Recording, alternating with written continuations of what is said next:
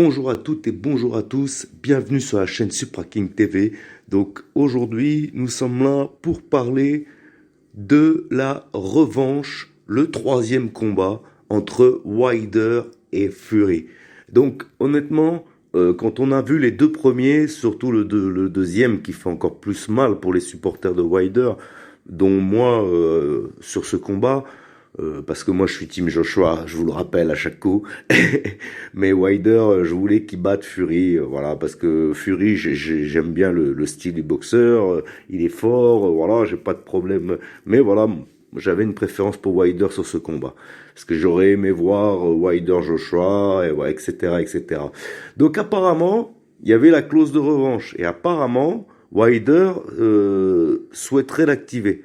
Et ce serait vraiment intéressant. De toute façon, il aurait tort de pas l'activer, même si c'est pour faire un mauvais troisième combat. Mais bon, après, c'est à lui de bien se préparer pour offrir une meilleure opposition, parce que je croyais vraiment, dans mes pronos, ou même de tout ce que j'avais parlé, je croyais vraiment que Wilder allait être meilleur sur le deuxième combat que sur le premier.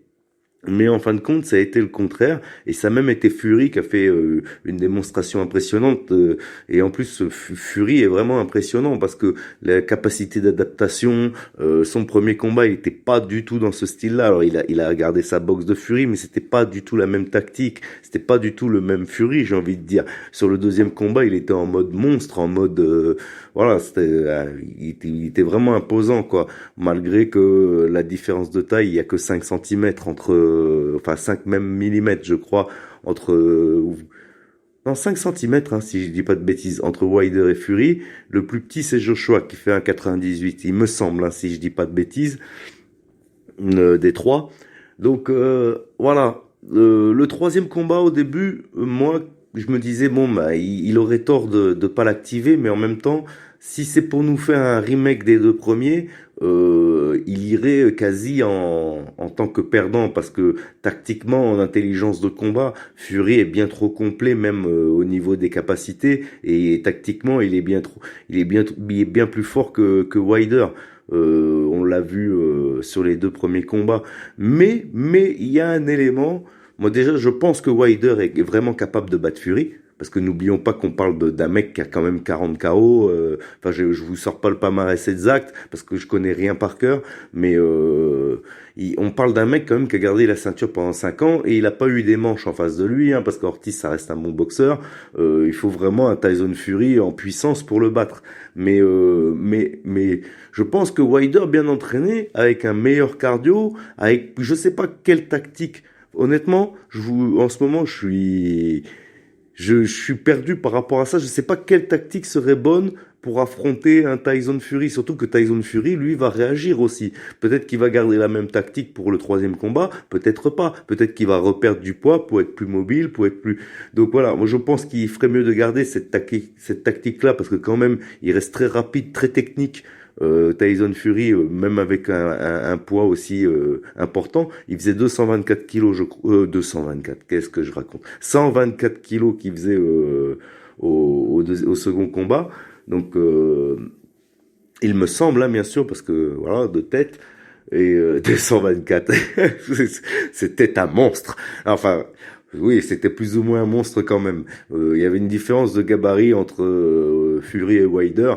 Mais je pense que Wilder peut être plus massif. Alors, est-ce que Wilder plus massif serait aussi rapide? Je sais pas. Tout ça, ça se travaille. Tout ça, je sais pas. Voilà, quelle tactique peut employer Wilder pour battre un Fury comme ça sur le deuxième combat. Sur le premier combat, on aurait pu se dire oui, Wilder, il a grandement ses chances et tout. Mais sur le deuxième combat, quand même, c'est chaud.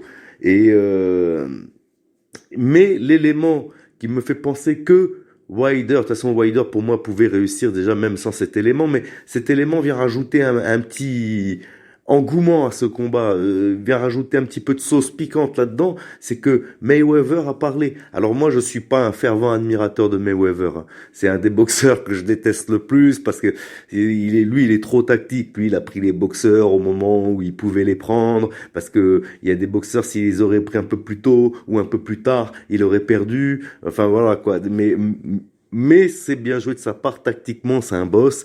Et il faut bien avouer, hein, faut pas lui retirer quand même ce qu'il a fait. Il a quand même 50 victoires à 0. Et c'est un énorme boxeur, Mayweather. C'est un énorme boxeur quand même si j'apprécie pas le type et même peut-être même la personne en lui-même. Mais Mayweather a dit que Wilder pouvait gagner le troisième combat si c'est lui qui l'entraînait.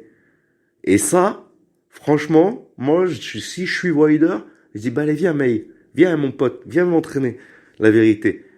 Et parce que, alors en gardant sa team tout autour, mais je pense que vraiment, ça peut rajouter quelque chose et je pense que vraiment, Wilder aussi, parce qu'on a vu que Wilder était pauvre techniquement, c'est pas un manche, sinon il aurait pas été champion du monde pendant 5 ans, mais on a vu qu'il était pauvre techniquement et il y a un énorme travail et même à 34 ans, je pense qu'on peut encore apprendre, même si ça va être moins facile qu'à 20 piges, mais ou plus jeune, mais je pense vraiment il y a un énorme travail tactique et technique à faire sur Wilder. Et quand Wilder il aura ce travail tactique et technique, et ça peut payer ses fruits sur 6 mois, 7 mois avant le troisième combat.